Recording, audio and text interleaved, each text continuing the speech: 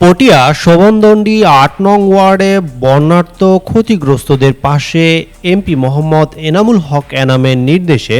বাংলাদেশ পূজা উদযাপন পরিষদ চট্টগ্রাম দক্ষিণ জেলা আওতাধীন পটিয়া উপজেলা পূজা উদযাপন পরিষদের উদ্যোগে ত্রাণ সহায়তা নিয়ে পাশে দাঁড়ালো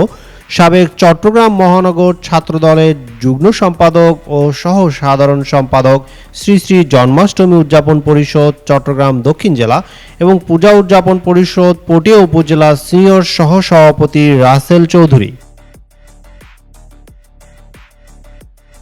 উপস্থিত ছিলেন পটিয়া উপজেলা জন্মাষ্টমী উদযাপন পরিষদের সভাপতি মাস্টার শ্যামল কান্তি দে, দক্ষিণ জেলা পূজা উদযাপন পরিষদের সাবেক সাধারণ সম্পাদক ও ঐক্য পরিষদ পটিয়া উপজেলার সাধারণ সম্পাদক তাপস দে এবং এলাকার কৃতি সন্তান বিশিষ্ট সমাজসেবক এবং পটিয়া উপজেলা বিএনপির সাবেক সদস্য আলহাজ মোহাম্মদ ইসমাইল হোসেন সাহেব।